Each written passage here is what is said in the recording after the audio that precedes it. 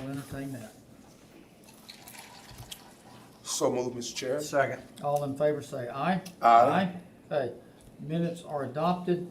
Item number 1, old business, Community and Neighborhood Services Department budget. Yes, Mr. Chair, I would like to offer a motion to withdraw this request. Okay, is there a second? Second. All in favor say aye. Aye. Okay, motion is withdrawn. Item number 2, Yes, sir, Mr. Chair. The additional funding for calendar 2023 for community service programs in West Alabama. We tabled this the other week because Mrs. Burton was sick and was under doctor's orders. And I believe one of the questions that you had for her was how does this, how would that $25,000 impact the people in Tuscaloosa?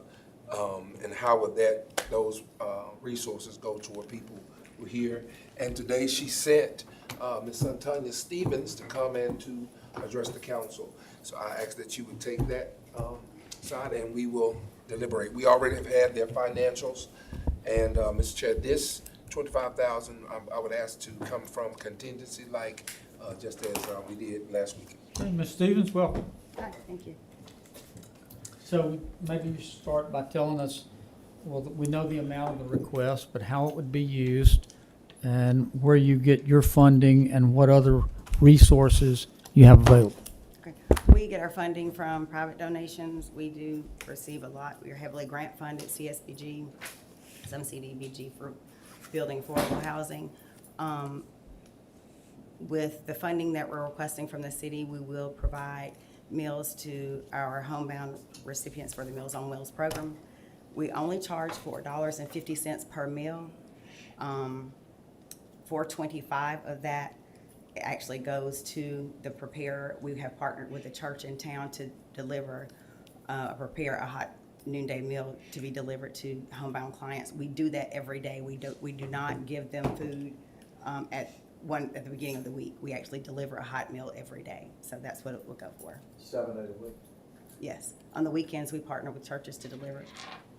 How do you determine who gets the meal? I mean, who do y'all coordinate? Who people communicate with y'all that they need that hot meal? How does that work? Correct. They make application to community service. It is our program. And then we prepare the meal. We take an application. It is not an income-based program, so people who are indigent, then we do try to scholarship them. Ms. Stevens, how many clients, is that what you, how many people do you serve on a daily basis? 90, 90, 90? yes, throughout the Tuscaloosa County. Okay, anything else you'd like Well, to tell us? Go ahead. Will this amount of money allow you to expand that? Yes. By So, how much? Do you know? I'm sorry. I mean, I guess I could add it up and divide it into that, but I'm just saying, what do you anticipate this allowing you to do if we hope? We would be able to at least add 25 new clients. Like I said, we are heavily grant funded with CSBG, and then we do service clients through private donations as well. If they're not able to pay, then sometimes we do have to deny the service. And Mr. Chair, on the week that Ms. Burton was coming back, once she did the analysis for us, it showed that $25,000. $25,000, they were needing the 39, it was 39,000. Right. And 25,000 of that would be that 25,000 would be subsidizing 39,000, which they would still have to eat up the bulk of what the rest of the needs, what's left. So, Do you have a waiting list beyond that, I'm assuming? Yes. Yeah. For Meals on Wheels, yes, we Yeah, do. like- Yes. How many, if you were totally fully funded, how many people would you be serving again? Off the top of your head? Fully funded? Yeah, I mean, There- like, with there's the no- waiting list, is what I'm just curious. There's no ending, so we constantly accept applications. Okay. But it I doesn't- mean, I guess of the people that have applied, there's still people that aren't getting the service though. Correct. Correct. Mhm. That's fine. That's it. I may not be asking the question the right way, sorry. No, that's okay. I'm just trying to answer as best I can. Yeah, I know you, sorry. Okay, are there any other questions? No, sir. All right, Mr. Stevens, thank you very much Thank for coming in. And I would like to, Is there a motion? offer a motion that we give them the $25,000 out of contingency, the Meals on Wheels program. Second. All in favor say aye. Aye. All opposed say no. Nay. Motion carries. Okay, congratulations, Ms. Stevens. Next item, new business, item number 3, Police and Fire Pension Fund conversion, RSA. We're doing history and we're talking about the challenges on recruiting and retention. Welcome. Thank you. Good afternoon, council, and we Good want to afternoon. say thank you for allowing us to give you an overview of, just a general overview of the history, and then talk about the impact that this is having on recruiting and retention of our police and firefighters. It goes without saying the important role that they play in our community and keeping us safe. The sacrifices that they make and their families make, and the danger that they put themselves in for all of us. So we'll talk a little bit, even about some actual employees and retirees, widows that we've talked to that have been impacted, and explain that to you. So we'll just start off talking about the plan. The Tuscaloosa Police Officers and Firefighters Plan is a defined benefit pension plan governed by a 13-member pension board. The board consists of 1 city council appointment, the chief financial officer at the city, 1 mayor appointment, the 4 members that are elected from the fire department, the 4 members elected from the police department, 1 elected retired firefighter, and 1 elected retired police officer. Sean, I know in the past, David Richardson was our appointee, and he did not get reappointed. Who was this council appointed now? Brian Garrity. Who? Brian Garrity. Brian Garrett. Go ahead. So, income sources for the pension plan, there is a required city contribution. So the city is required to contribute 16.5% of the gross salary of each of our police and firefighters. Compared to RSA, for our employees that are covered by RSA, I think the tier 1 amount right now is 9.65%, and for tier 2 is 7.84%. As far as employee withholdings, our police and firefighters are required to contribute 13% of their gross salary. Our employees that are on RSA, tier 1 is 5%, and tier 2 is 7.5%. Is that before tax? Yes. Yes, sir. Yes, sir, it's gross. Okay. As far as other income sources, fire insurance premiums on new and renewal policies, and then investment earnings on plan assets. So the first plan was established back in 1959 by Act 328. The Alabama legislature repealed the act in 1999 and amended the plan. Now, since its inception, this plan has been amended a total of 16 times. So 16 times. And of course, that is due to the different inequities and the flaws that are in the plan, and we'll talk about that. The benefit structure is flawed. One way is the calculation of benefits received in relation to the years of service and the ranking and employment level at the time of retirement. So for example, if I'm a police officer and I make $60,000 a year, okay, so of course, if chief makes, just for an example, $100,000 a year, if we have the same years of service, we're going to draw the same amount. So even though he's contributed much more than I have, he's going to get the same amount as retirement as I have. I mean, I paid a whole lot less, but if that man retires today, and I've been retired 25 years, he'll draw the same pension to the penny that I do. And I think that's a real life example, and that's not fair. Not any a better copy. That's right. So It requires a percentage of salary amount to be paid by each participant, but does not take the same metric into account when calculating payouts. So it doesn't take into account, so if, same example, if chief works a large amount of overtime and I decide that I don't want to, again, the payout is still gonna be the same at retirement.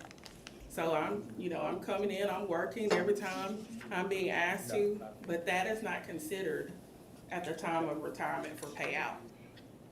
Also, the only option for a survivor's benefit for the beneficiary to receive is 42.41% of the member's base pension.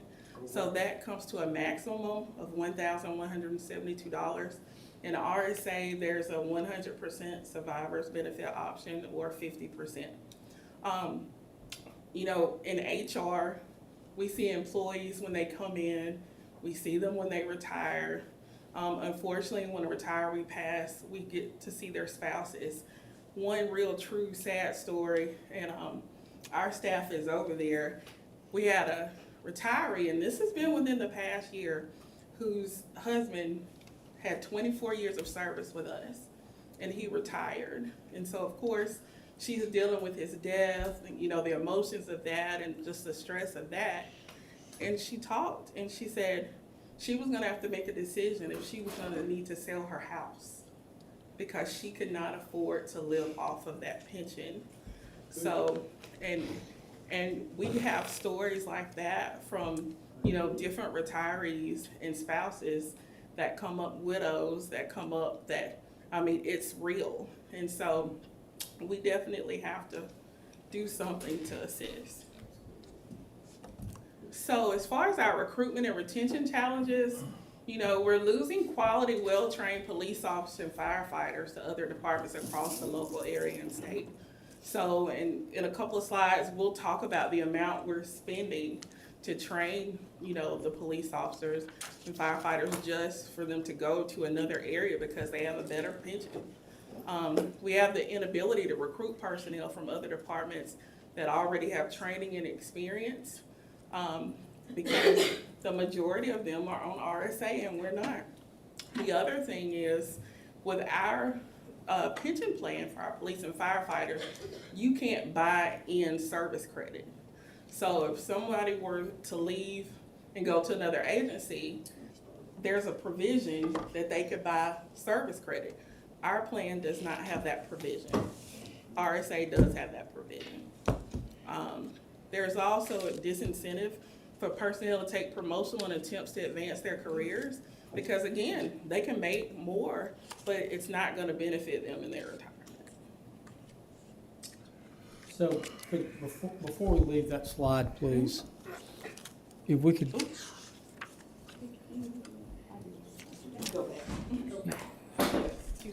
there you go. Bullet number 1, loss of quality, well-trained police officers and firefighters to other departments around the. Give us some granularity on that puts it in a or how do we know? Right. How many? Is it 1 or 50 or 400? So. And how do we know? Yes, sir. So we pulled our exit interview data for the last 2 years for all police officers and firefighters that left that completed. 38% of them listed benefits and retirement as a reason for leaving. 38%. I've got a couple slides. Is that 38% of 12? Well, I've got the numbers. You're gonna talk Yes, about sir. that? I'll Okay. give you the exact numbers and Good. we use our calculations All right. to do this. Right. Okay.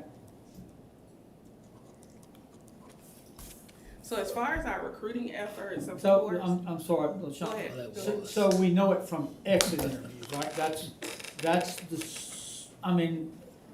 obviously, we got the networking and the talking, but the data pool is exit interview formula. That's right. That's one source of data. Of course, there are those that don't complete exit interviews that tell us, I'm going to this agency or that agency. We've had some quite recently that have said they are leaving because they can go to another agency with RSA and they're local agencies. Northport is pretty much fully staffed. Tuscaloosa County Sheriff's Office is pretty much fully staffed. So, And I've had officers that have went to Northport and said, hey, look, I'm going over there to make the same money, do RSA, and their health benefits are way cheaper. So it's a combination. Yes, sir.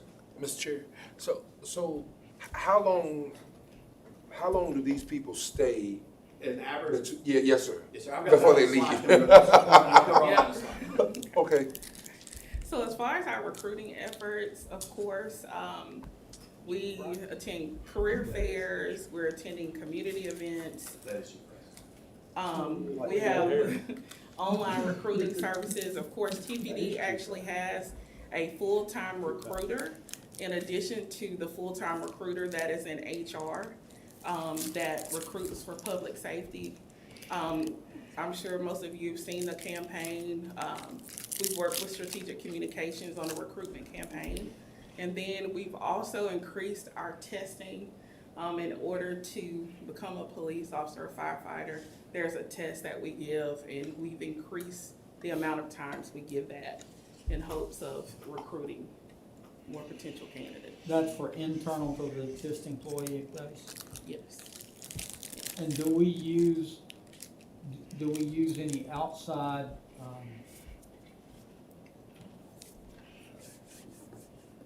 headhunters? What we do is, we do some online services, and then we also use Facebook ads, and then the other thing, Dr. Rush uses as well. But so what I'm asking is, we've got an internal HR recruiter. You've got a TPD full-time recruiter, Yes, he goes right? to college fairs, universities, to speak, And- military. So what I'm asking is, do we have a third, We don't pay a firm or anything like that to do recruiting now. No, sir. and we don't pay by the head? No, sir. It's like if you produce a police officer, okay. So Chief, I'm listening to everything that you're doing. Yes, sir. You're doing everything it seems to me like that you can possibly do. Yes, sir. What do you see as the missing link? The retirement. Money. I mean, the thing is, let me just go break it down. I've always been upfront with everybody. And because I won't, go ahead. Yeah, what we did is, y'all gave us a pay plan. Y'all were amazing. And that kind of put us ahead, and you saw with our data, our numbers rose to that. But the problem is now in Northport and the county did the same thing. Okay, Yep. so now they're up and they're a little bit higher, okay? But that, we're every officer and firefighter is extremely grateful for that. But now it's about the pension, because they can go to Northport, they can go to, UA, the county, somewhere else. And they get, not only do they get cheaper benefits as far as medical, I think Northport maybe $100 a month, something like that. County's $100. Right, maybe it's the county, okay. I know it's a lot cheaper there, but now they get a better retirement. And these officers, when I started 17 years ago, there was a lot of loyalty to this department, this city. Our That's what young I'm talking officers, about. they're going where the money is, and they're going where the retirement is. I didn't think of retirement when I was probably 6 years before I got here. When I've been here for 6 years, my mind wasn't going to retirement. Now what we'll see is we'll have candidates, and the county's trying to hire them too. The county will tell them, hey, don't go to TPD. They have a terrible retirement. We're on the state. That has now become a tool that other agencies are using against us. And they should. I'm not faulting them at all, because I would do the same thing if they were on that. I'd be like, hey, don't go there. Their retirement's terrible. Well, now our retirement is our very hurting factor for us. That's what's holding us back, because you also have to remember, we answer over 90,000 calls a year. We are far more busy than Northport, Moundville, the county. So not only are we getting worse retirement, our guys and girls are working harder than everybody else. So we've got to compete more, and that retirement is that missing factor. Well, a big thing with that, is, like you said earlier, the amount of overtime. We're constantly, during COVID, we were mandatoring firefighters every day, sometimes as many as 20 firefighters a day. They were mandatoring officers, football games. When we have to mandatory, they're making the overtime, and it down the road does help them, but it doesn't never makes it to the pension. They pay the taxes on it, yes, they get that incentive and that boost right then, but down the years, it doesn't help. So you want to move on through your central portion, and then or is this it? No, we're got some more. All right. So the questions y'all were asking earlier, we thought of in advance. 9% of our police force has less than a year experience. That's problematic. For one, none of those 9% are actually on the street. It takes over a year for an officer to get hired, to get put on the street, so that's people that we cannot use. Less than 34% of our officers have 5 years. I don't like those numbers, because as you're here longer, you get more experience. It's like any job. You know, the longer somebody does it, the better they are at it. So we have a very young department, and we don't hide that fact. I've been very vocal about that during our pay discussions, and that number's growing, but we're now at 34% has less than 5 years. On average, TPD loses 1 officer per week. So, I mean, and when we get that officer back, if we get that officer back, and you'll see in a couple slides in advance, we're not, it takes over a year to get them trained. So they're walking out the door, they're going to the county, they're going to Northport, some of them are, yes, they're getting out of law enforcement. Law enforcement has dramatically changed in the last 5 years, especially since 2020. On average, when we average all the numbers out, 3 years is when somebody leaves. Our majority of our people are leaving after 3 years. So that statistical data that you saw a minute ago, when they are under 5, it's just going to grow and grow and grow. If we don't do something soon, then that number is never gonna get better. And Chief, is the only reason they're leaving is because of the pension? I'm not going to say the only reason they're leaving is because of the pension. You've got people who just, law enforcement's tough now. I mean, every call you're doing, they're throwing a phone in your face. You know, you got to worry about if you arrest somebody, you're going up in federal prison. There's a lot of challenges in law enforcement. It's not just TPD, it's across the nation. But we're at a more of a disadvantage because of our pension to that. And one of the things is, you know, everybody's stealing officers from other places. And the problem is we can't do that. The ones we're getting right now, we've hired a lot out of, probably 5 or 6 out of Birmingham. Birmingham's also on a private pension. So that's the only place that we're getting anybody from. And I'm going to be real honest, some of those aren't quality officers. 3 of them are already gone. I've got one that was great. But the thing is, we need quality officers. And to do that, they're not gonna start over. Because if you're at the county, or let's just say you're in a small town, let's say you're in Mountain, and you're a good officer, now you're gonna come here because of the money, because of what y'all did with the pay plan, they can't, because they've got 5, 6, 7 years in the state system. They have to start over with this. They can't buy in, and nobody in their right mind is gonna do that. I'm not gonna give up 8 years of retirement to come work at TPD, because it's a wonderful place to work. You know, but now if I come to TPD and make that money with our lateral plan that y'all approved and HR approved, that's when I'm going to come over. I'm going to come over with 8 years in, making $62,000 a year, plus I can convert all my pension time. That's the key. And if you want to look at how much it's kind of cost us right now, for an average officer coming in for a year, that first year we're going to spend $77,000 on them. $51,000 in salary, benefits, and equipment. After 3 years, when we actually see most people walk out the door, we spent $207,000 on that officer, who is now going to go work for another agency. Now, you might ask, well, do they not have a contract with y'all when they start? Yes, they do. They have to stay with us for 2 years after they graduate the academy, or another agency has to buy them out. Agencies are writing checks right and left to us to buy our officers out, because at that point, they're already trained by one of the best departments in the Southeast. Nobody's going to say they're not. The amount of training they receive is amazing. And then also, they've already got a certified officer. They don't have to hire that officer and go, hey, are they going to make it through the academy? Are they going to make it through phases? Well, they've already done that with us. So for them, they write a $17,000 check and go, there you go. And that agency gets that officer $17,000 after Do we have to spent. pay anything to send them to the academy? Is there We do, an yes, sir. equivalent of tuition or? Yes, sir. It's not that expensive. I think $17,000 is the total amount that we spend on their salary and that while they're in the academy. So like I said, since 2020, $1.2 million has been spent by this city to hire, train, equipped officers who are no longer here.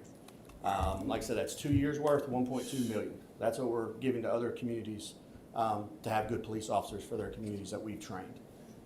Some of the officers, yeah, they leave because they don't meet our standard here.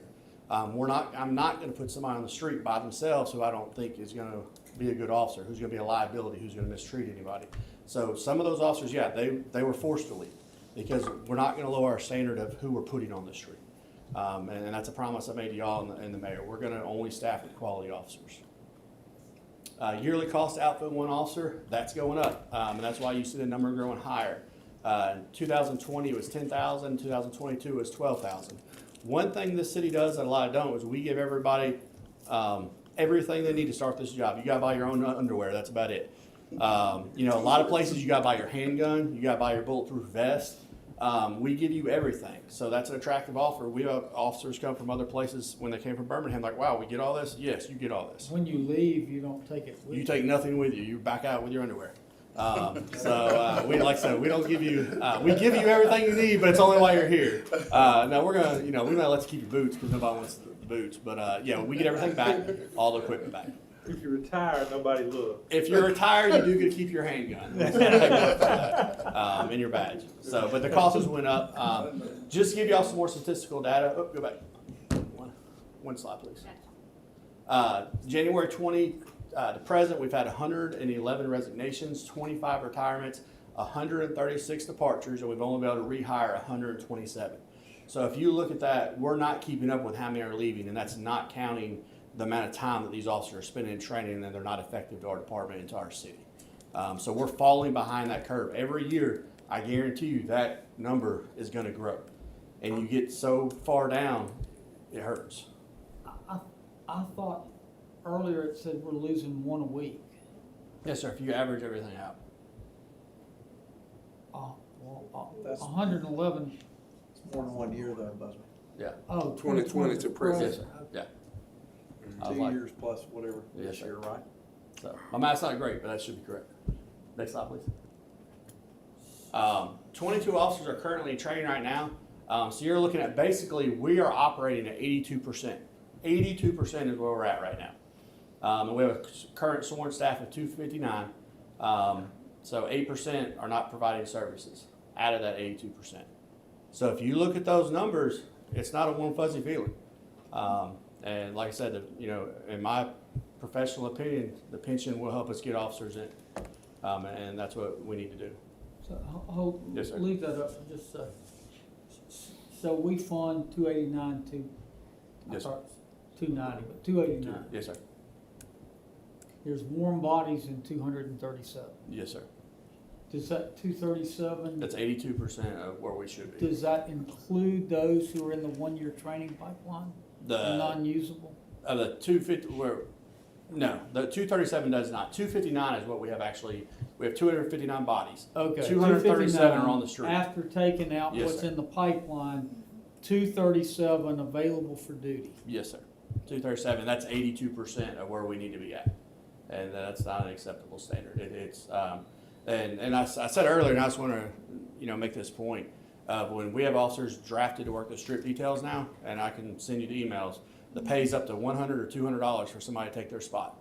When we get probably 3 or 4 or 5 of those emails a week, officers are physically paying, and I can send you proof of it. I'll give somebody $100 to work my strip spot tonight because they're being worked and worked and worked, and they're tired of working. So they're literally giving away $100 or $200 of their own cash. So somebody will work their spot and take it. That's how much they're tired of working those spots. So you're also going to see operating at 82%. You're going to see those officers get overworked, and then the county looks really good after that because, like, man, I don't have to work that mandatory overtime. The county doesn't have a strip to work. Chief, and I've seen it, when somebody works and works and works, they really become a danger to themselves at some point. Yes, sir. They really do, and I've seen some situations where they shouldn't have happened. Yeah, and that's why, I talked to y'all last week. One of the things I said is the mental aspect that this job takes out of you, it's real. And after you've done all this kind of stuff and you're retired, and with our current retiring, there's no way you can live off of $30,000 a year, or what the retirement is. 36 is what you make, sir. And that's the thing is when we do all these years of service, we want the opportunity to actually retire, and we can't do that with our current pension. And when you think about it, we're the only group inside the city of Tuscaloosa that isn't afforded the state pension. And I know I've heard the comments of, well, this is something the PD did. Nobody who works for the PD or fire right now chose that pension. And I just really want to hit that home. We didn't ask for this. We came into the city because we wanted to serve and protect. It's a great place to live and raise our families. But now it's a detriment to us because the pension's not worth the job. And I don't think there's any way else to put that. So. And I thank you for framing that, but please remember that also works on both ends of this. Yes, sir, I understand that. None of us put that in place, and I think that the police and firemen themselves put it in place. So we're all agreed, ain't nobody sitting around the table got what they want. Right. Are you done with your Yes, sir, I fire? think that may be all the Well, slides. let me. I got a little bit more, but we can. Go ahead. Okay. On recruitment, on average, if 25 applicants show up, normally we'll have about 50, maybe to 100 that'll sign up for the test. 25 will show up, only 6% are ultimately hired. And we contact, my full-time recruiter calls every person that signs up for that test. Hey, need more information, here's a good, you need to be here at this time, this day, we're going that extra mile. But still only 25% show up and only 6% are ultimately hired out of that group. So 100 fill out an application, and of that, only 25 even show up? Yes, sir, and that may be a high. And of that, 6 6%. are hired, and then what's your attrition out of the training pipeline? If 6, let's just say 5 people are hired, 2, maybe 3 will make it out of that. I know, when I started, I had a class of 12, and there's 3 of us here now. So, Okay. and do you have any more questions for me? Or you want me to turn it over to you, Smith? I do. Yes, sir. It's a hypothetical question. I love those. You're needed. If, let's say as we go through this process, and we've all acknowledged up front, Yes, sir. the hard part is not going, do we need to do that? Yeah. Mhm. The hard part is, where do we come up with the money? And we're still waiting on that egg to drop, when we find out from the actuary where it is. But let's say hypothetically, it was unworkable. Mhm. Is there some number in terms of pay that we could? No, sir. I think, the thing I keep hearing is, how are we going to afford to do this? I don't think you could afford not to do this. And I'm being 100% serious. That's why everybody's sitting here today. Yeah, that's the thing. I don't think you can afford not to do this, because if you don't do this, you're going to sacrifice the safety of the city, sir. And there's no other way I can put that. You can't There's no other way I don't it believe so. should be put. And- All of yeah. us get that. And we know there's going to be But hard political decisions that are going to disregard be the made. framing of my question. I'm still curious, is there some number in terms of current pay that we can go, we can't recruit the amount of people we need, but if we pay them $1 gazillion, we can get it? I mean, There's got to be, yeah. That's a hypothetical, sir. I don't even, That's why you don't It's like one of it. those. It's hard. It's too but- hypothetical for. Yeah, it's too for- hypothetical for me to give a reasonable For an answer. answer. Yes, sir. I believe so. But please, think, as we're trying to crack this nut, we're trying Yes, to sir. solve this problem. Keep that, is there some combination of, anyway, just be aware that we gotta find a way to make it work. I'll turn it over. What to- could potentially happen is what happened when we increased our pay, the other municipality in the county will increase theirs. I never would have thought that a police officer would be as hot a commodity as they are now, because nobody wants to do this job, and the people that do can pick where they want to go. When I got hired, there was over a waiting list of over 100 applicants on the waiting list to be hired. And you got extra military points if you were to do that, or extra college points. I mean, and now it's just not there. That pool is not there. Can I- And yes, sir, you can. I like what you said, because you're speaking along the questions that I was thinking in my brain. You've been here 17 years, Yes, right? sir. So when did you begin to see the gap of the desire to move from 2018. pension versus RSA, and then that gap began to get wider and wider and wider? You saw people started leaving the department in 2018. You saw in 2020 people mass leaving the department. Gotcha. And then at that point, it was a tool that's been used against us. Core, it was competitive. It was competitive to get hired at a department. And now it's not. Before, if somebody called you, you're like, yes, I got that job. Now they have an option to go, and the pension has become a major obstacle with that, because the other departments will use it against us.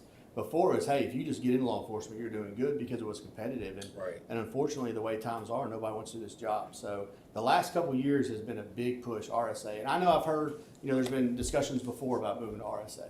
But the last couple of years, it's hit very, very, very hard, because it's now a recruiting tool against us. And so, to follow up with that, I'm with you, Mr. Busby. We got to find the money to do that. So, if that has been, let's say, 2018 to 2022, 4 years, in the next 4 years, the gap is gonna widen even more. Yes, sir. You're gonna see that Versus 82%. retirements versus departures. I'm just I've got hypothetically seven. speaking. Yeah, I've got seven. I got 7 captains retiring this year. This coming up year. We've got a lot of retirements coming up, and you're going to see that 82%. It's going to keep dropping. And as hard as I can push and recruit, we've got to pull officers from other places. I was hoping the longevity would do it. People are not longevity. The lateral transfer would do it, but they're not willing to leave their departments because they can't take their time with them. Nobody's going to say, "I've got." It's not a 12 benefit. years." And I've got officers that I've talked to personally, in other departments that are local. Y'all go to RSA, I'm coming over. I mean, but they're not willing to leave their 8, 9, 10, 12 years with these other departments to start over and have to do another 25 years in law enforcement. Their bodies can't take it. This job wears you out. So. And that's one of the things that I'll do in one of my slides. It talks about the effects, that not only the firefighters are facing, but all public safeties are facing. And that's one of the key things is, the body wears out and you can't keep pushing and pushing and pushing and eventually not have anything on the backside to reward you with. Yes, sir. Yeah, I want to insert a request for both of you. As we move through this process, will you get to us what you think your structural pyramid should look like? And by that, I mean, you said I've got 7 captains There's retired. 7 captains next year retired. So if that may mean something to Mr. Fail. Right. But to me, it doesn't unless I know what that Christmas tree of rank should look like. I mean, I know if I've got a regiment, I've got 1 colonel, I've got 6 lieutenant colonels, 8 majors, blah, all the way down to privates and POs. I can send you a breakdown of every rank. I just want to make sure that y'all have it clear in your own head and have communicated to us what this organization should look like. Yes, Go ahead, Chief. And just to kind of build on some of the things Chief Blakeney said, is the fire department having the problems TPD's having? By no means. And I'd be a fool to try to stand up here and say we were. But unfortunately, we're on the road. And what I mean by that is about 4 years ago, 5 years ago now, they started seeing this problem. We're seeing what they saw 4 or 5 years ago. We're starting to see people that turn us down to go to other cities because of our pensions. And I've had 3 that have told us that. 2 of them were paramedics, and we give tooth and nail to try to hire paramedics. If there's a paramedic on the list, especially a firefighter paramedic that's already trained, we're gonna go after them. But every other department in the country is going after paramedics like that. Similar to what Chief Blakeney said, from 2016 till now, we've had 31 resignations and 36 retirements. Pretty soon, we're gonna be tied there. And your total, Chief, is? Our total sworn So personnel, he's funded for 289 at 237. we're funded for 259 sworn personnel, 12 of those being funded through the MBUSI contract. We are too short at this time. But we know of 1 more pending retirement that's coming this year. And, we had several this year that we didn't expect, we weren't made aware of until a couple of weeks And one before. more time, you're funded at We're 250? 259 is our, 259. yes, sir. Mr. Chair, Chief,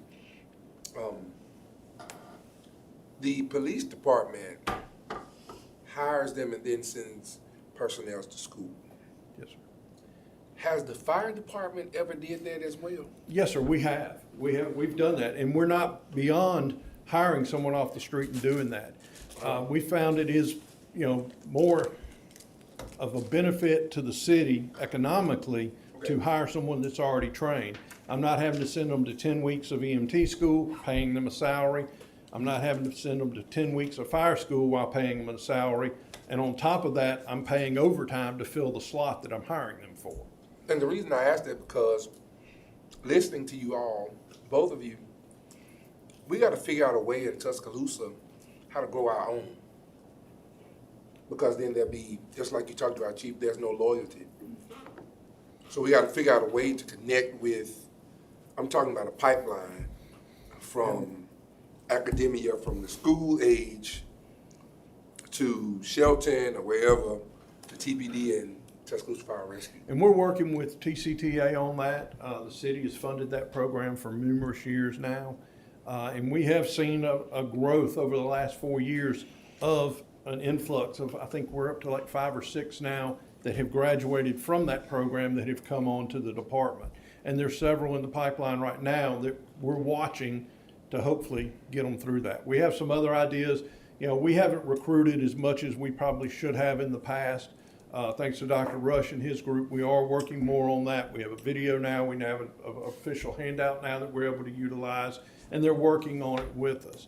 Again, you know, right now, I don't want to spend a lot of money on building a lot of recruitment when I'm having short numbers, you know, small numbers.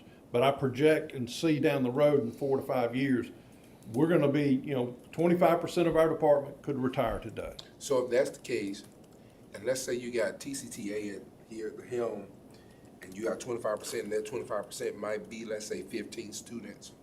So if you get a kid that's in the 9th grade that begins to come up through their particular program and goes to TCTA and realize that they're able to come out of high school with the credentials that's needed, then would that not be the excellent way to grow your own? It is, and that's one thing we've been talking with TCTA on about changing their curriculum a little Yeah. bit to try to get them. There's no way they can come out and be a state certified firefighter 1 and 2 career certification, but they could come out as such as Baldwin County does Right. with their school. They could come out as a certified volunteer firefighter. Then they take a 5-week bridge course, and they're a firefighter 1 and 2. Exactly. And so, you know, 5 weeks after graduating, they could become a firefighter 1 and 2. 10 weeks, you know, we will hire them if they're not an EMT, and we have to pay to send them to go get training. Right. But we're benefiting from them while we do that. Gotcha. As you can see, 45%, over 45% of our people leaving and resigning from the department are going to other departments. Primarily pension, and it was pay, but thanks to y'all, we've handled the pay side of it. But as Chief Blakeney said, the pension is a huge thing, and that's what's going to be, unfortunately, going to be a downfall for us down the road. 38% get completely out of the career. We've had numerous firefighters that have left the fire service, you know, because of the effects, and I'll talk about that here in a second.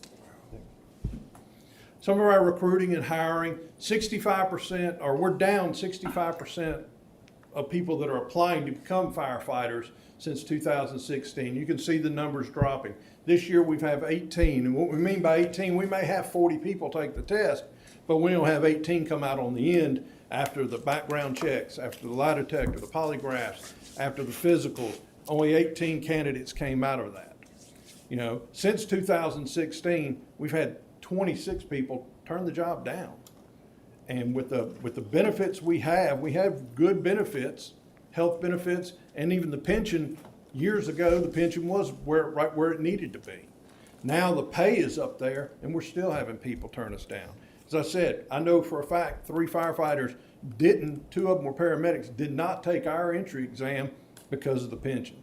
They went to another local department that has matched our pay and has a better pension. They're an RSA. The health effects that I was talking about, the risk of exposure to life-changing and lifelong adverse reactions to health effects are there. It's cancer, cardiovascular disease, it's exposure to the bloodborne pathogens, the diseases and things, but also increased on the stress. As I said earlier, the human body has a limit. And between the public safety, between police and fire, you hit that limit pretty quick. Once you hit that limit, right now, when you retire, you've got to either had a second job that pays a pension and you're paying Social Security in, because that's another thing we don't have. We're not paying into Social Security. So when they retire, they can't make it on that little bit of income. They have to go find that next job to help pay for and support their families. According to Blue Cross Blue Shield records, 48 cancer cases so far and 141 cardiovascular cases in the last 10 years. thanks to y'all, we are having the physicals this year. We're working on that. But again, that's just one step and one cog in the wheel, so to speak. We'll be glad to take questions if you have any others. Any committee members or any of the other council members have any questions? I really thank y'all for this presentation today, because to me, this is an urgent need. And looking at the trajectory of future generations, when you identify some of the firefighters who, or police department members who have been there for like 30 years, and then you have a generation that they're not busting to come down the door to work in these positions. This is real. This is this is real, Mr. Busby and Chief and not Miss Kim. What's your new name? Just a comment, if I may. Chief was talking about how many people he had, like 3 to 5 years and under 5 years. My experience, and feel free to correct me, but my experience was until you had 3 years in, you really didn't know what you were doing. Of an average person, not everybody. 3 years is, you're really starting to learn and you're starting to become, 5 years you're that veteran, 6 years, but, we become so young that we've got 4-year officers, training people. Yeah. So, we need to retain those officers. Scares me from having worked there, frankly. I'll be honest with you. I wouldn't want his job if it doubled in pay. Yeah, this is deep, man. We gotta figure out a way. The question you had asked earlier, is there a price? Is there a salary that would reach it? I mean, in a hypothetical, yes, I'm sure there is, but in reality, I don't see us ever being able to get there. And I know your comment, Councilor Busby, earlier about, that, we said that we didn't get into this pension. And then you replied with, we feel the same way, kind of, it's our responsibility. If you poll our departments, though, they're not going to see it like that. They're going to see that we take care of the city every single day, and the city should take care of us. And that's the way that the men and women are going to look at it. So. And they should. Yeah. My comment was not intended to imply that we shouldn't take care of it. Right, I understand that, but I wanted to. This is inherited, not designed and implemented. Right.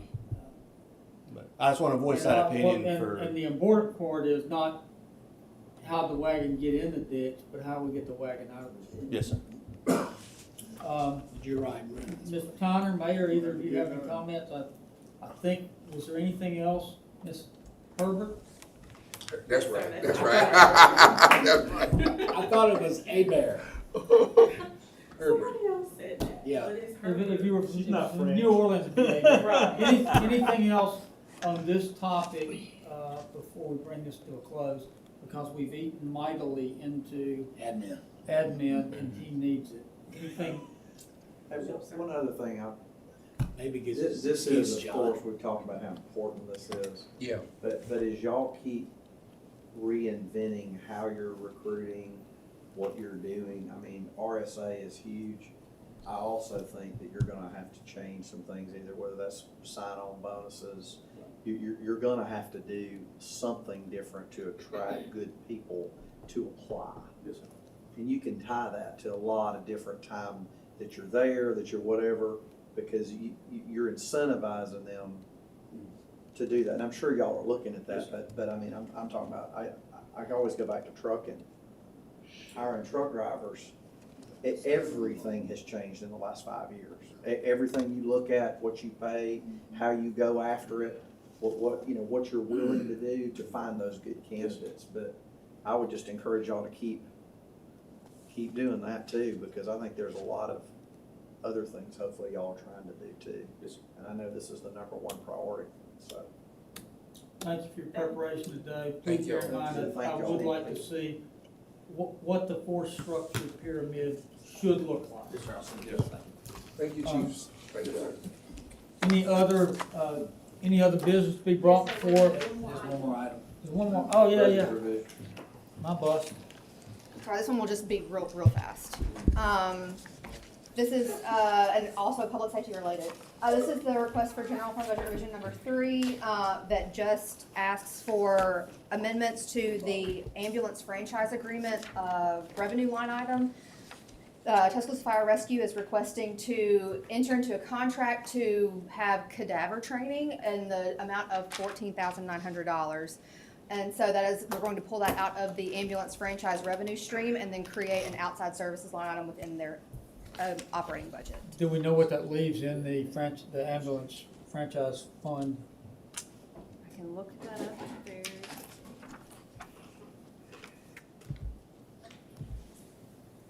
I believe it leaves over 100,000 still left in there. All right, any questions from the committee members? So moved. Second. All in favor, say aye. Aye. Okay, budget revision is approved. Now, is there any other business to be brought before the committee? Yes, sir, Mr. Chair. As you saw that I withdrew the Community and Neighborhood Services Budget Department, item number 1, I do want to explore for future the Summer Youth Jobs Program and putting back on the Finance Committee the $100,000 for the Youth Summer Jobs Program.